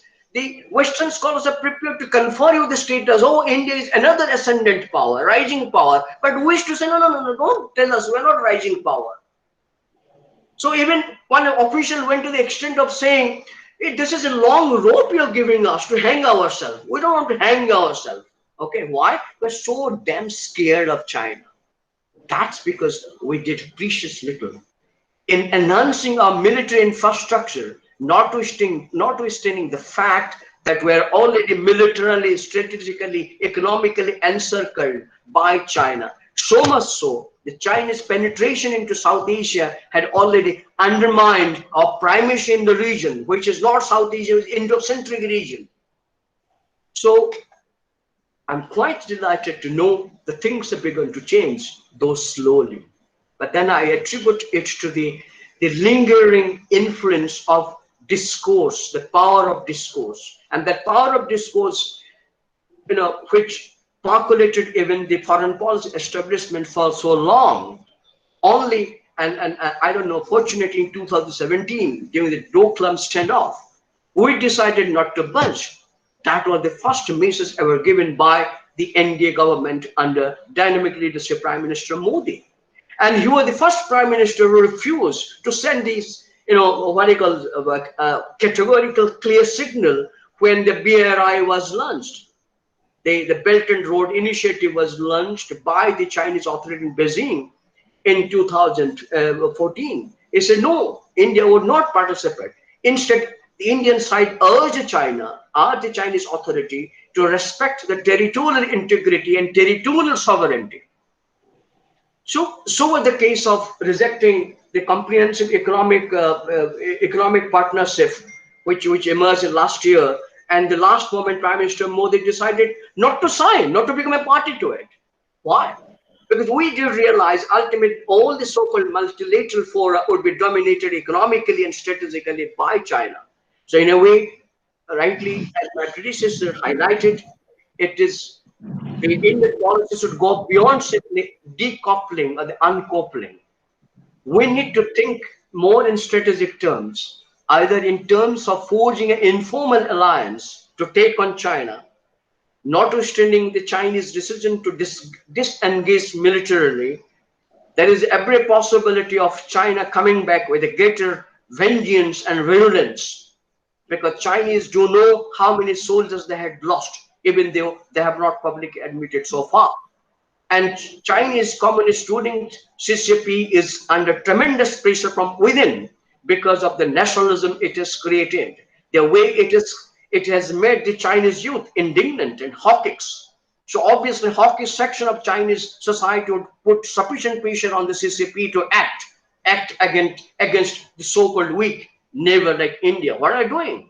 So there's a possibility of China returning with a greater vigor and pursuing its expansionist policy against India. If not, otherwise, it would try to put up smaller neighbors like Nepal and Pakistan to create problem for us. So problem is not yet over. China issue still remains. So we need to go beyond the decoupling and uncoupling of the business or trade ties with China. The Banning 59 Act is not enough. We need to also formulate long-term policy. It could be in terms of diplomatic political isolation of China, which say we're not going to interact with the authoritarian state party regime, what I call the party state, it's called the single party state China, until it undergo the changes, unless it really gives this kind of freedom to all these business concerned entrepreneurs. We cannot deal with the state-sponsored or state-created or state-owned entrepreneurs, because they have been actually providing all kinds of security to the CCP. We have to say no categorically. And top of all this, we need to go for a kind of informal or a formal alliance, either Indo-Pacific region in particular or globally as a whole.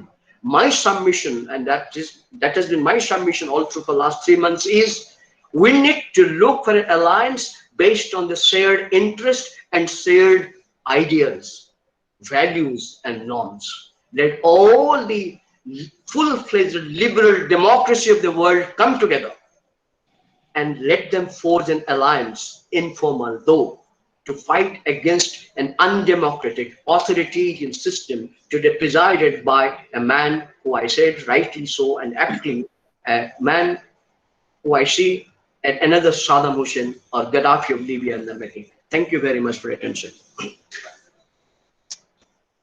Thank you, Professor. So interesting. And you rightly brought out historical genesis, how China transformed because of American policies. To contain Russia, they have created one more demon now. And so you rightly identified that the peace to the global order is now threat to the peace is from the Chinese side. Alliance, maybe informal or formal, like Quad was informally so far we have been able to forge against China. Now it is a time that we should make it a formalization and a unlocal. I mean, in clear terms, China should be sent a message that no more civil society, global civil society will tolerate its aggressive intentions. Like China, nobody can stop. It will emerge as a global power with authoritative approach. Your presentation was extremely insightful, very, very thought-provoking. Now I open the floor for audience to raise the questions to both the resource persons. Now, floor is open to audience to ask questions.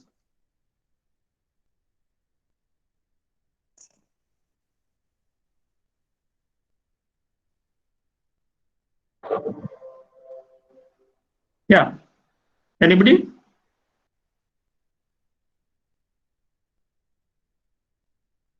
Hello. Yeah. Good morning, sir. Kumar. Sir, my question to Vijay, sir, that what are the main reasons behind the aggressive and the fearless behavior of China, particularly with all its neighbor, although its surplus trade is most with their neighbor country only? What is the reason behind its overconfidence? And in this context, do we assume that the role of UNA, WTO, and the other international organization is over now, or it is only for dictating the small and the bigger countries? My second question is, sir, that really China is interested in changing world order or only interested in humiliating its neighbor, as it's always talk about the century of humiliation to their people to radicalize and get their support. Sir, thank you, sir.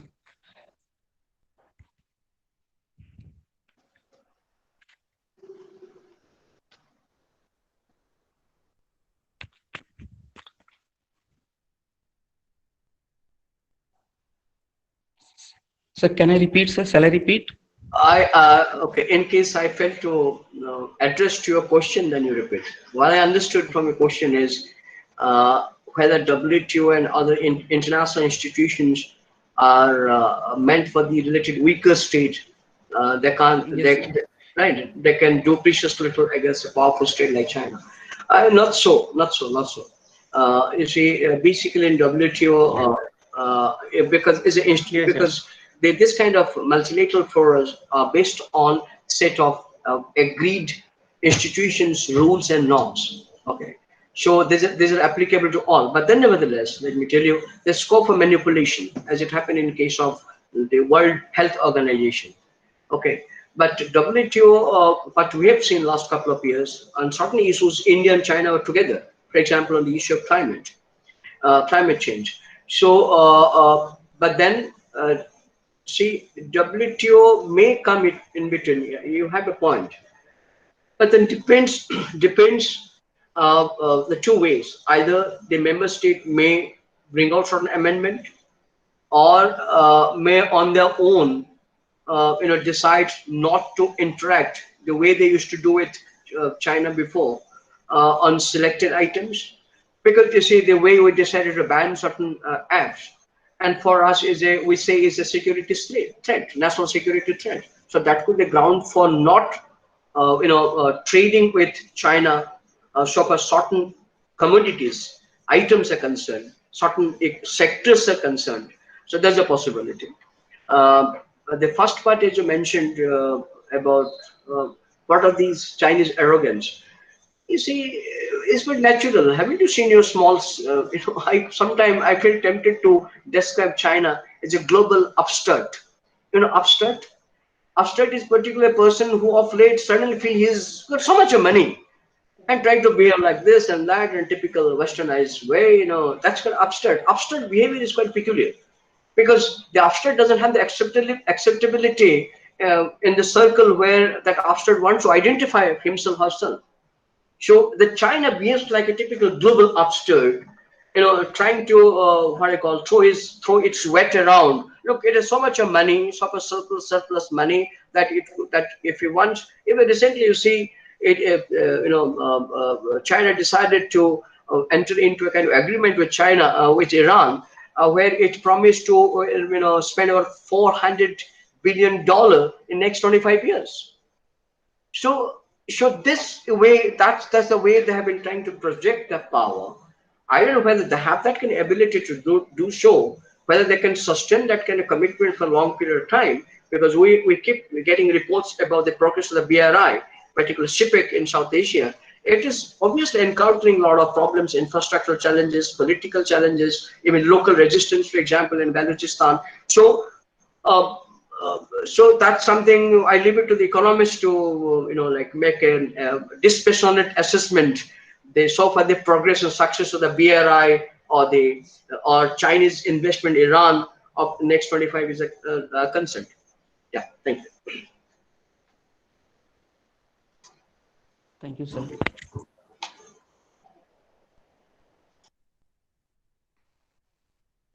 Hello, sir. Yeah. Sir, my second question is, sir, as USA is not reliable, is it okay for India to work with Quad to antagonize China more? I'm sorry, I didn't get your question. Sir, as USA is not reliable for any countries, its past record is not good. So, is it okay for India to work with Quad aggressively to antagonize China? See, that's true. So then you have to understand, ultimately each country's interests are paramount. Okay. So obviously each country changes its allies and the friends. So as I mentioned, China was the closest ally of America in 70s and 80s, right? The way China was given this kind of protective umbrella by America. So tell me, any instance where China was involved, any part of the world? No. It's everywhere we find American involvement, or to an extent, these days Russian involvement in Syria. So in a way, see, China was not expected to commit militarily elsewhere outside China. All that peacekeeping, peace maintaining, peace building were done by the Western countries, particularly America. So today, the Americans have realized they can't rely on China anymore. So the problem here is we of course think that America is less reliable. First, keep this in mind because Americans have the open system in a democratic political system. So today, President Trump is very much committed to build up a new alliance, by making India as a close partner. But tomorrow the policy may change with the victory of the Democrats. So that's my concern, honestly speaking. When in China that doesn't happen, you find a continuity of the policy. Whatever Prime Minister Modi does today, think about a hypothetical situation. Next election, you have a jumbo government in Delhi comprising all regional satrap, one from Karnataka, you have quite a few of them, one or two, from Bihar and West Bengal with Mamta Tripathi, all these all the regional parties come together. Do you think they have any foreign policy vision? They say, what nonsense, whatever Prime Minister Modi did, all rubbish. We need to, because China is our neighbor, we need to live peacefully with China. What can China do? So they have a total different take on the issue. I get your point. That's the biggest lacuna of the democratic and open political system. You cannot have a consistency over the policies concerned.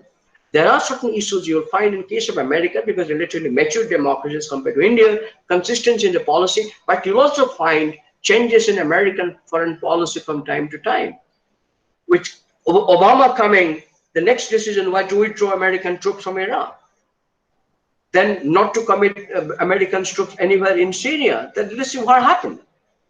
Look at this bloody civil war out there. So what I'm saying, when you say Americans are unreliable, so that applies to many countries, obviously. So what I'm saying here is, if Russia is relatively reliable because it's not democratic, China is reliable, it's not democratic. That is a fundamental problem with all democratic political system. So we have to diplomatically adjust to the change of government in any democracy. The Americans have to do the same vis-a-vis India. Indian will also do the same vis-a-vis America. So that was the reason why, when that's the reason I tend to make my option quite open. I don't say it has to be a formal alliance like in NATO. It could be informal alliance in a specific context on a specific issue. The issue is China. China is both as economic threat, security threat. So, and economic and security threat posed by China are interlinked. How to deal with this? So we need a coalition of country, coalition of forces come together. It could be something, my suggestion would be a concert of power, basically democratic countries together, they come together, not only America. Second, let me tell you this, what struck me is, America is not what it was 10 years back. American policymakers do know that economically they are they're on decline. So they cannot sustain the international commitment anymore in future. They need partner. So my submission in that context is, I don't know whether you study political science, international relation. There is a kind of rule in NATO. It is called a burden sharing. So I want the burden sharing principle to apply in case of the construction of a non-informal alliance, what I call concert of democracies. So it means whatever global burden is, it has to be shared equally by as much by America as by other members of the concert. Am I clear to you? So thereby, our reliance on America would not be to the extent the Pakistani reliance on America was during the inter-Cold War, new Cold War periods. Okay, that's my submission. Thank you. Thank you so much, sir. Yeah, Mr. Rajak, you can ask. Hello, sir. Yeah. Sir, my question to Mohapatra, sir. Sir, Iran has decided to go itself to construct the railway project instead of doing it jointly with India. And it is also reported that Iran and China are working on a long-term economic and military partnership in which China will spend 400 billion in next 20 years. Sir, how do you see this situation and how it is going to impact geopolitics and geoeconomics, sir? Right. See, first of all, geoeconomics, let me tell you, these countries are called the monocultural economy. Okay. These countries, the Gulf countries, whether Iran, Iraq, and all these GCC countries, Saudi Arabia, Oman, UAE, they've been largely dependent on the non-renewable resources, that's gas and oil. So far, notwithstanding the efforts undertaken by the Iranian authority to diversify the economy, is still largely dependent on between 70 to 80% on the revenue generated by the sale of its oil. And now, what do you find in the oil market? Where you have this the shale oil coming in America. So American dependence on oil energy now has substantially gone down. And of late, America has emerged as the exporter, no longer the net importer, unlike China. So it's a kind of two-way process of a China and Iran relationship concerned. China will be getting the oil secure oil supply from Iran. In return, the Chinese would be investing for the infrastructure development, particularly in the what I call the manufacturing sector, and to an extent also they would contribute to militarization program of Iran. So no doubt about it, Iran would definitely benefit. Okay, and but the problem, let me tell you here, is this kind of partnership would not last long between Iran and China. There are three reasons for that. One is, look at the record of Chinese involvement in any country across the world. Okay, wherever it is invested money, it has tried to dictate terms. Then this kind of economic investment, what is the Chinese economic investment? It's not only money, labor force, technology. Only the host country provides the space. Isn't the rest is all Chinese. So now the question comes in, to what extent the Iranians themselves are prepared to accept the presence of Chinese. Iran also is a civilization state. Islam came much later. It's originally a great Persian state. Culturally, it's look at its influence up to New Delhi. Until recently, the court language of Delhi was Persian language. Look at the cultural influence in Central Asia, in parts of Asia. So the Iranians have that innate or inherent sense of pride. So far the civilization lineage is concerned, the cultural, the what I call the tradition or the heritage is concerned. Number two is, Iran is not Pakistan. It's not an artificial state. It's a very much a natural state. Iran is a leading actor in West Asian sector. Okay. So once there is an entry of China in support of Iran, then there would be power imbalance in West Asia. West Asia is not like South Asia, it's multipolar. We're more than two leading actors active in West Asia. You have Iran, you have Saudi Arabia, you have Turkey, you have Israel, you have Egypt. So if one power becomes little powerful, one actor becomes little influential because of the external support, all other power would seek support from outside. So this involves the risk of escalation of conflict in West Asia. And the Chinese have had no experience in involving themselves in any live conflict, unlike the Americans. Okay, if you ask me honestly, there's a possibility of China or winding off if there is a conflict escalation in the Gulf, rather than being involved in a bloody conflict. They may do it at the third party, from behind, but unlike the Americans, are not prepared to deploy their troops for the purpose of peacekeeping or peace maintaining. I get your point. So there is a possibility of China getting dragged into the quagmire that West Asia is. Extremely difficult, very complex situation. It's not South Asia. It's not bed of roses for China. Let's see what's going to happen. So you know that the Chinese basically try to give a kind of shock to the Indian. Oh, you had developed the Chahawar port. The Chahawar port is gone because the Chinese, so this kind of declaration wanted to make us feel a little jittery. That's it. And we shouldn't. At least I know for sure this kind of partnership will not last long in Iran, and there's a possibility of change of leadership in Iran after the aging and health-wise this man, the Ayatollah Khamenei, and once he goes, the things would just go topsy-turvy in Iran. I get your point. So it's very difficult for China to either maintain internal stability inside Iran or the regional stability by not directly involving in that kind of situations. I get your point. So it will be huge challenge, and a strategic and political diplomatic challenge for the Chinese, and they're not well equipped to cope with this kind of challenges in the days ahead. Thank you. Thank you, sir.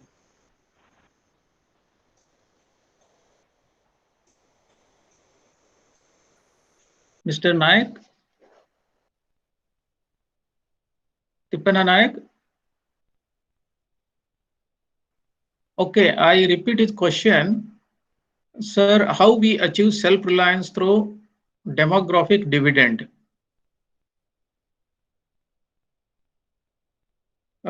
Who'd take this question?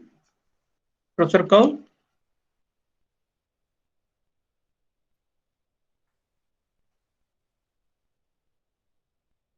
Professor Kaul?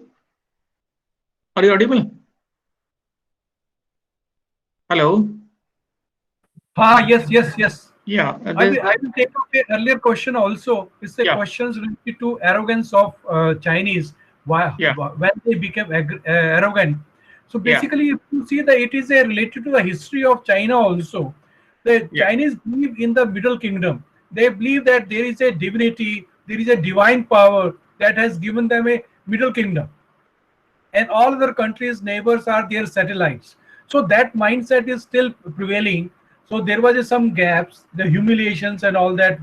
But now again, especially if you look at that, after become this the communist parties occupy the power in China. So the way they captured even Tibet and East Turkmenistan, and all this shows that they are arrogance from the very beginning. But meanwhile, they observe that they realize that they face a lot of economic problems and internal problems. So there was a rethinking that first they should rise and they should develop themselves economically. So the silent rise policy was adopted, and especially then they use the Cold War period and then post Cold War globalizations periods. So they used to become more powerful, and once they become powerful, so they were also in thinking that they are to become a superpower. That is there in their mindset. But when this global crisis took place in 2007 2008, so they realized that it is an opportune time, there is a right time, that now they can assert themselves. So you see that, and they observed that the America is on decline, because they studied that every power has its own few decades and the centuries. So they observed that the America is on the decline. It is their perception, though the America is still militarily very powerful and technologically very powerful. But they observed, so they started asserting. So arrogance came from their perceptions, their past history, and the Communist Party's thinking also. And then the about the demographic dividend, it's that Mr. Nayak has asked, is definitely we find this India's demographic dividend plus the trained manpower. We need to provide them skills, etc.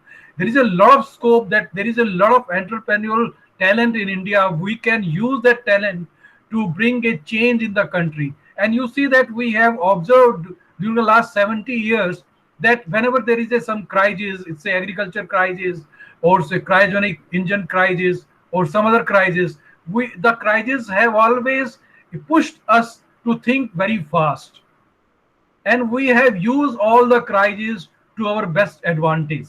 So I find even right now also that the way, well, I have been keenly observing the decision taken by our Prime Minister Modi's, starting from the day one of lockdown. If you read closely, that there has been a lot of changes, though there was a the social security measures were there for migrants and poor, but at the same time there has been a lot of reforms that has been announced in the industrial policy, mining policy, even agricultural policies. And if you see that the implication of that, and there is a thinking that we have a migrants who came back to their villages. So there is a need to use this migrants coming back, and why not to develop our rural economy further, give them a rural entrepreneurship, so they can even give a big push to the rural economy, and at the same time it will be good for the migrant laborers and for the economy also.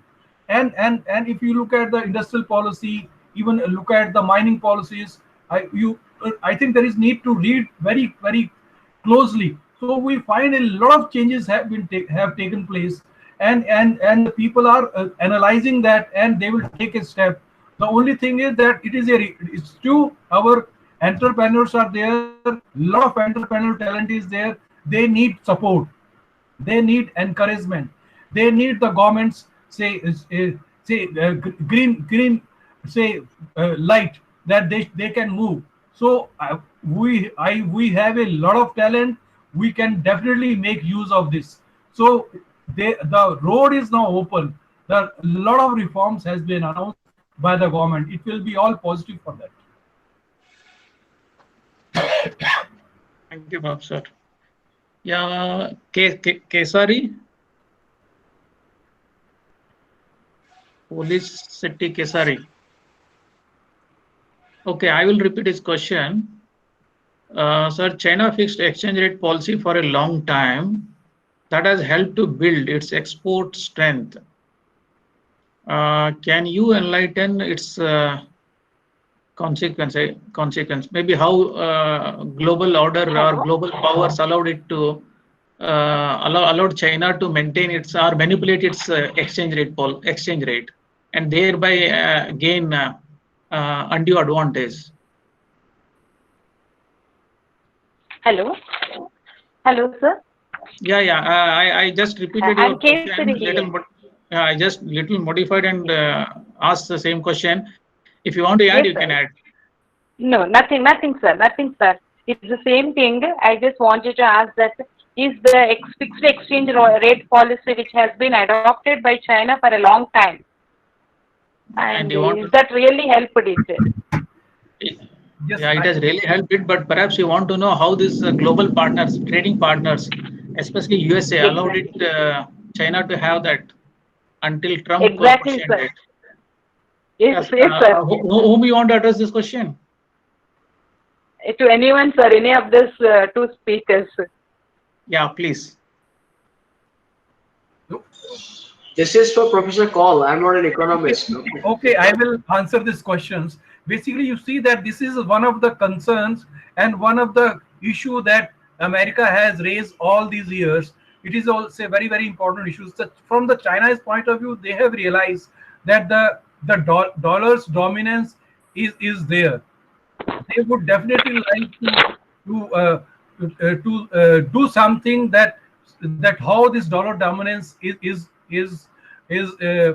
tackled. So I think they have used all these things, but now they are following a different policy altogether. The policy is that they are going for digital renminbi also. There is a lot of discussion going on. They are planning to launch that also. They are interested to because the dollar is still a dominant currency worldwide. So they are interested, at least in case of a BRI countries and their own e-commerce and other areas, they would like to use this digital renminbi as a currency. So they are really interested that to replace that. You see that when you look at the BRIs, and Yes. it is not just BRI, they also establish number of financial institutions. So they are Right. moving in a different directions and to replace and to emerge as a superpowers and have a full control on institutions and have a control even on the multilateral institutions by manning their establishing their own people and their areas. Even in the financially also they are interested to this, but definitely it will take some time. There is a lot of interdependence between US and China also, in terms of China is still owning a lot of US treasury also. So it will take some time, but China is definitely interested to move in that direction. How long it will take, I will have to see. But definitely China is moving to thinking in terms of replacing dollars as a international currency. Yes, sir. Yes, sir. Thank you, sir. Thank you so much. Yeah, Mr. Shashikumar.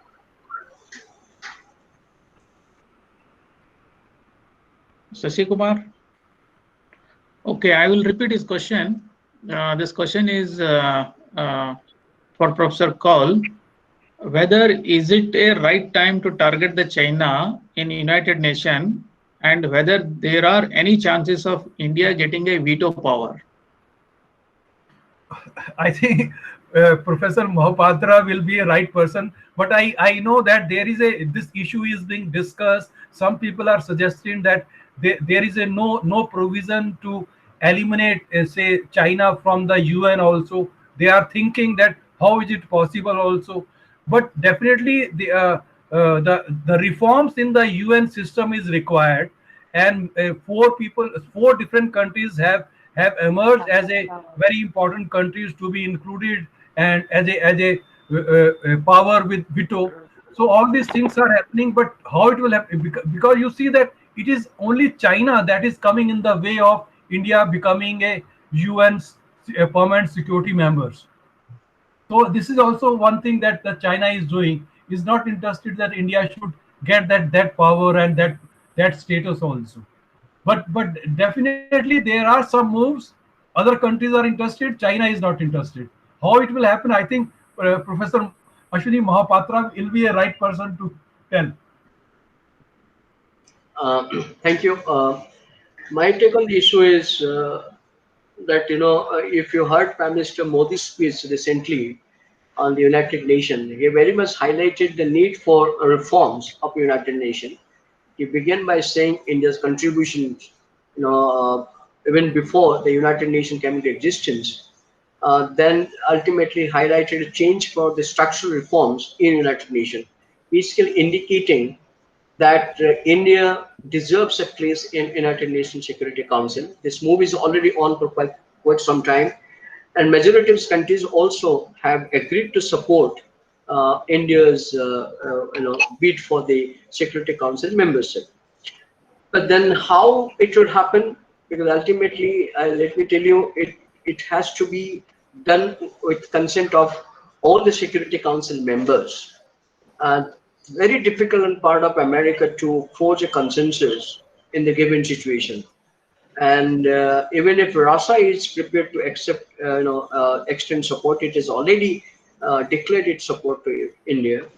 But it's still full of uncertainty at this stage, because China would do everything possible to sabotage the chances of India, entering United Nations Security Council as a permanent member. There is also some thinking going on among the American policymakers to bring in Taiwan in place of China, because Taiwan was there until the end of 50s. And the People's Republic of China, or the present China, was not member of Security Council then, because it was not recognized by many countries. So that's one way.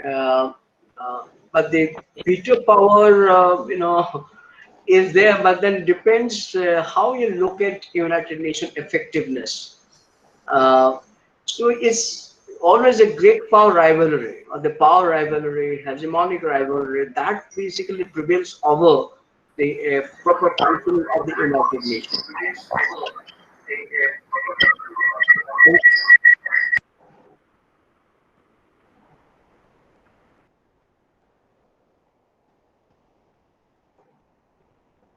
Mr. Murthy, Yes, sir.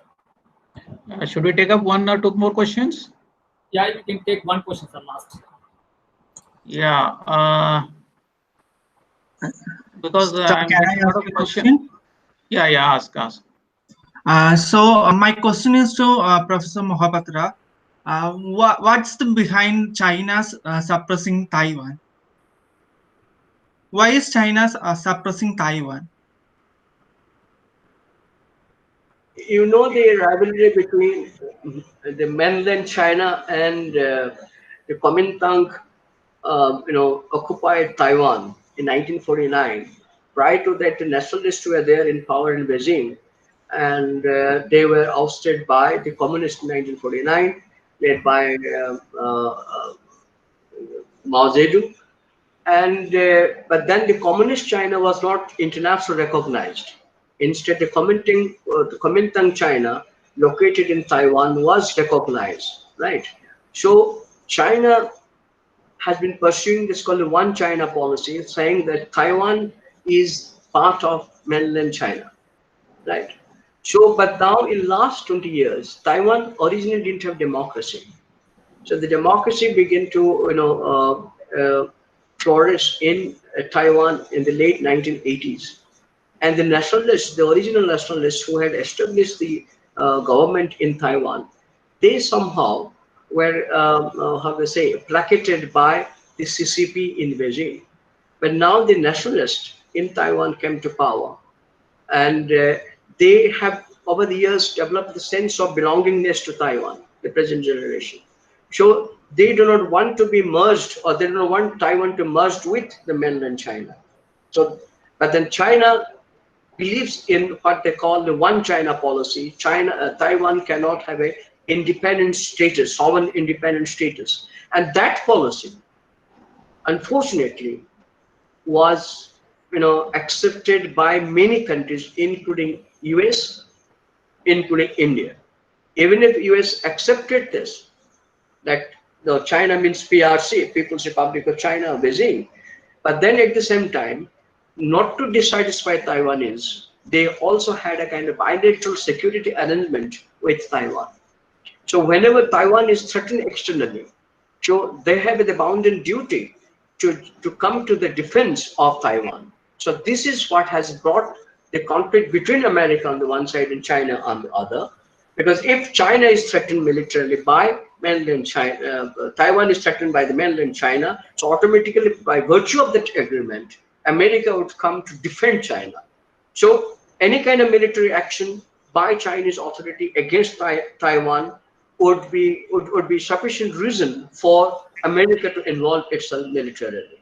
That apart, if you look at the last couple of months, the way the Taiwanese government have been acquiring the latest weaponry and equipping itself to meet with any kind of military misadventure on part of China, because they are today trying to, they're working on a strategy. If Taiwan is invaded by China, then they will try to inflict a disproportionate cost of war on China by launching long-range cruise missiles into the main cities of China.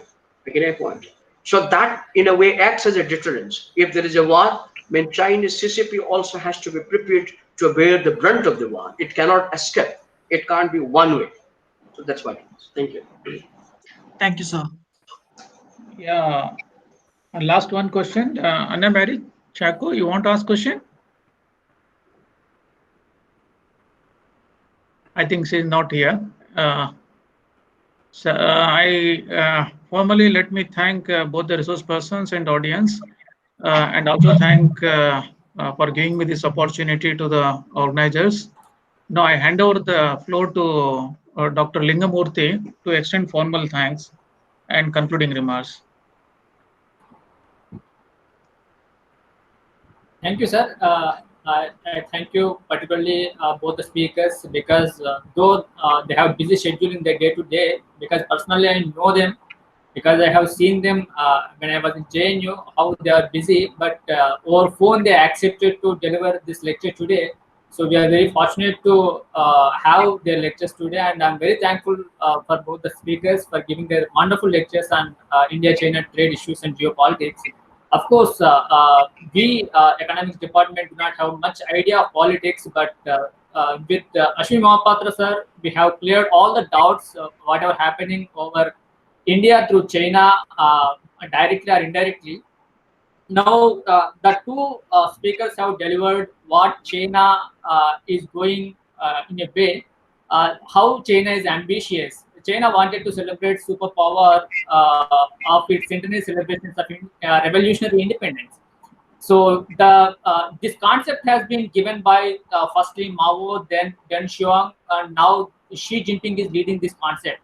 But in their expansionary mode of geography or policy or economy, whatever it is, they are getting some kind of resistance from India, whether it is RCEP, BMIC, One Belt One Road, or Silk Road Initiative, whatever it is. So China is thinking that India is the only country which is resisting Chinese policies and interrupting Chinese ideas all the ways. So that's the reason China is having some kind of aggressive nature towards India directly, or through Pakistan or Sri Lanka, Bangladesh or Nepal. So as Ashwini Mohapatra sir said, China cannot come directly at this point of time, but it can be through different parties. So as he said correctly, this is the right time to take India on its own steps, whether it is policy, foreign relations, or economic self-reliance, whatever it is. So with this, I thank both the speakers, Ashwini Mohapatra sir as well as Professor Kaul sir, and I thank head of the department for giving this opportunity for conducting this program, as well as Dean Professor Alagwadi sir. And I also thank the participants of our department as well as outside the university participants. Participants came from Kerala, Assam, Jammu Kashmir, and Andhra and Telangana. So I thank all the participants, speakers, and organizers for giving me this opportunity. Thank you, sir. Sir, I take this opportunity to thank you for a wonderful, insightful lecture. Lots of doubts have been cleared by Professor Ashwini Mohapatra's speech. Many of us were having so many doubts how, so everything is answered. So thank you, Professor Ashwini Mohapatra and Professor Kaul for a wonderful lecture. We look forward to continued academic interactions with our department. Thank you, sir. Thank you very much. Thank you all. Thank you. Thank you. Thank you all. Bye. Thank you. Thank you, sir. Thank you. So, for participants, small information. Tomorrow we have a session at the same time with Professor Rajiv Meenakshi ma'am. So I request all the participants to participate tomorrow's program. So thank you. Okay, sir. Thank you, sir.